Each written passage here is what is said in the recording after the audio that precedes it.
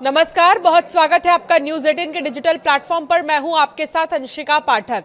Iran और America के समझौते के बाद भी कई ऐसी बातें हैं जो सामने आ रही हैं जो चिंता बढ़ा रही हैं। सवाल ये है कि ये समझौता कितना टिकाऊ रहने वाला है। सवाल ये भी है कि क्या ईरान और अमेरिका के इरादे बदल रहे हैं, क्या ये समझौता बहुत जल्द खत्म भी हो सकता है, और अगर खत्म होता है तो स्ट्रेट ऑफ हॉर्मुज पर जो है संकट मंडरा सकता है एक बार फिर से। लेकिन इससे पहले एक दिन पहले जो खबरें सामने आ रही थी ईरान और अमेरिका के समझौते को लेकर, उससे तो पॉजिटिव संकेत ही मिल रहे थे कि सब कुछ ठीक रहने वाला है और अब किसी भी चीज की कोई कमी या किल्लत नहीं होने वाली है।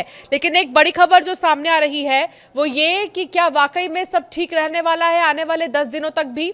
तो ईरान ने कहा है कि लेबनान समेत सभी मोर्चों पर जंग खत्म कराने की जिम्मेदारी अमेरिका की है। अगर समझौते का उल्लंघन होता है तो इसके लिए वॉशिंगटन को जिम्मेदार माना जाएगा। और एक रिपोर्ट ये कहती है कि ये बयान ईरान के विदेश मंत्री अब्बास अराक्ची ने शुक्रवार को पाकिस्तानी विदेश मंत्री इशाक डार से फोन पर बातचीत में दिया। इधर इजराइल हिजबुल्लाह के बीच युद्ध विराम लागू होने की खबरों के कुछ ही घंटे के बाद हिजबुल्लाह प्रमुख नईम कासिम ने कहा कि संगठन इजरायली कब्जे को कभी स्वीकार नहीं करेगा। बेरूत में कार्यक्रम में उन्होंने कहा है कि हिजबुल्लाह कब्जे वाली जमीन को मुक्त कराने के अपने लक्ष्य पर कायम है। संगठन लेबनान के संविधान के दायरे में काम करता है और विदेशी दबदबे को खारिज करता है। कासिम ने कहा कि अगर दुश्मन हमारे खिलाफ हथियारों का इस्तेमाल करता है तो हम भी हथियारों से जवाब देंगे। पिछले 24 घंटे के क्या 5 बड़े अपडेट्स हैं ये जल्दी से जान लीजिए। ईरान अमेरिका वार्ता टल गई है। अमेरिका और ईरान के बीच शुक्रवार को स्विट्जरलैंड में होने वाली पहली औपचारिक वार्ता टाल दी गई। रिपोर्ट्स के मुताबिक लेबनान में लगातार इजरायली हमलों को लेकर दोनों पक्षों में मतभेद बने हुए हैं। हालांकि CNN ने एक अमेरिकी अधिकारी के हवाले से बताया ट्रंप के विशेष दूत स्टीव विटकॉफ स्विट्जरलैंड के लिए रवाना हो चुके हैं। लेबनान में इजरायली हमलों में 47 लोगों की मौत हो गई है। लेबनान के स्वास्थ्य मंत्रालय के मुताबिक दक्षिणी लेबनान और बेका घाटी में शुक्रवार देर रात से हुए इजरायली हवाई हमलों में 47 लोग मारे गए हैं और 97 घायल हुए हैं। 2 मार्च से अब तक मरने वालों की संख्या 3980 पहुंच चुकी है। हॉर्मुज स्ट्रेट में जहाजों की आवाजाही बढ़ी है। अमेरिका ईरान समझौते के बाद 18 जून को 25 कारोबारी जहाज हॉर्मुज स्ट्रेट से गुजर गए। यह अप्रैल के बाद एक दिन में सबसे ज्यादा संख्या है। हालांकि 500 से ज्यादा जहाज और 11,000 नाविक अब भी खाड़ी में फंसे हुए हैं। ट्रंप ने कहा है कि ईरान को एक पैसा भी नहीं मिलेगा। अमेरिकी राष्ट्रपति डोनाल्ड ट्रंप ने यह कहा है कि अमेरिका मजबूरी में बातचीत की मेज पर नहीं आया बल्कि ईरान खुद आया है। उन्होंने कहा कि अगले 60 दिनों तक ईरान को अमेरिका से एक पैसा भी नहीं मिलेगा। पांचवा बड़ा अपडेट है, पाकिस्तानी पीएम ने सऊदी क्राउन प्रिंस से बात की है। पाकिस्तान के प्रधानमंत्री शहबाज शरीफ ने सऊदी के क्राउन प्रिंस मोहम्मद बिन सलमान से फोन पर बात की है। दोनों ही नेताओं ने क्षेत्रीय शांति और अगले दौर की बातचीत को कूटनीति और संवाद के जरिए आगे बढ़ाने पर जोर दिया है।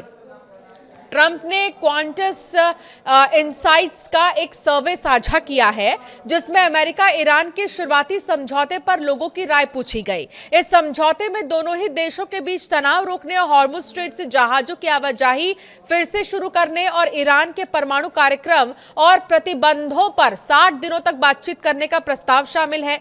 16 जून 17 जून 2026 के बीच 1000 संभावित वोटर्स पर किए गए इस सर्वे में 43% लोगों ने समझौते का जोरदार समर्थन किया है, जबकि 13% ने कुछ हद तक समर्थन जताया है। 16% लोगों ने ना समर्थन किया ना विरोध किया। 15% ने कहा कि वो निश्चित नहीं है।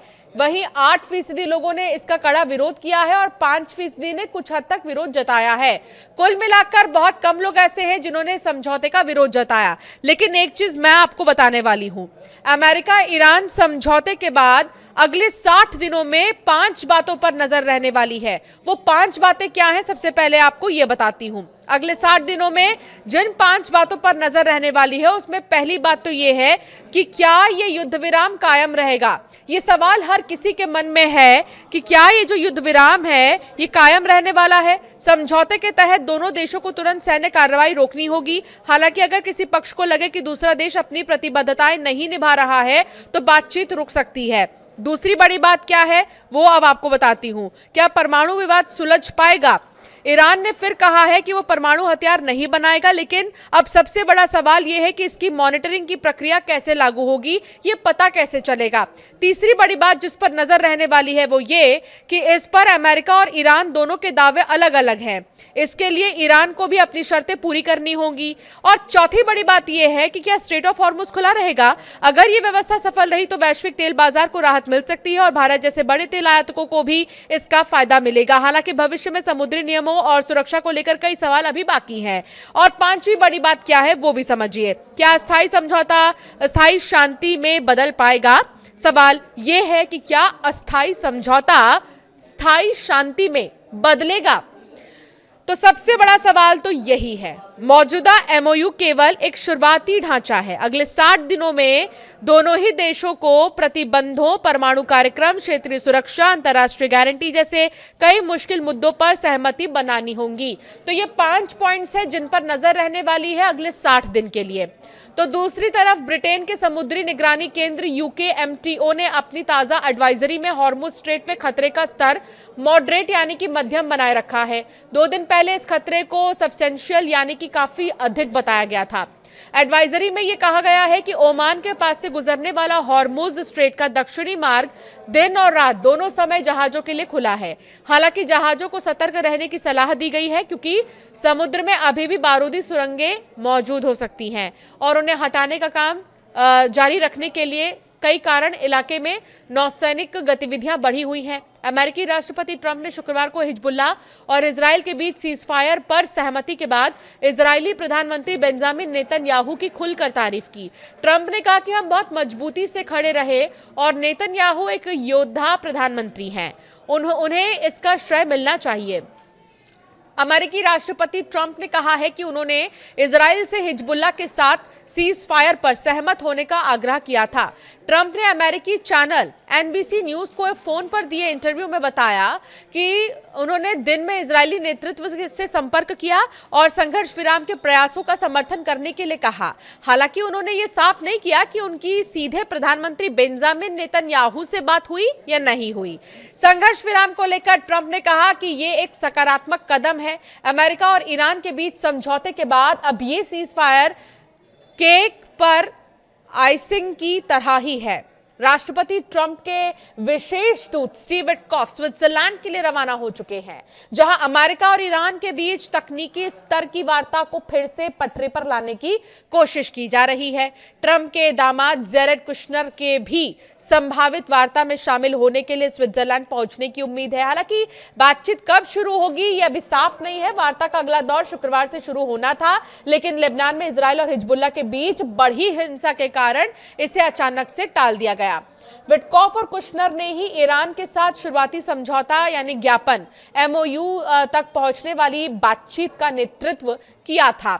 अब दूसरे दौर की बातचीत होनी थी 19 जून को ही, लेकिन वो नहीं हुई। कहा जा रहा है कि अब हो सकती है 1-2 दिन में, कभी भी हो सकती है। लेकिन वो 5 पॉइंट्स जो हमने आपको बताए जिन पर 60 दिन नजर रहने वाली है वो बेहद ही महत्वपूर्ण होने वाले हैं इस समझौते के बाद।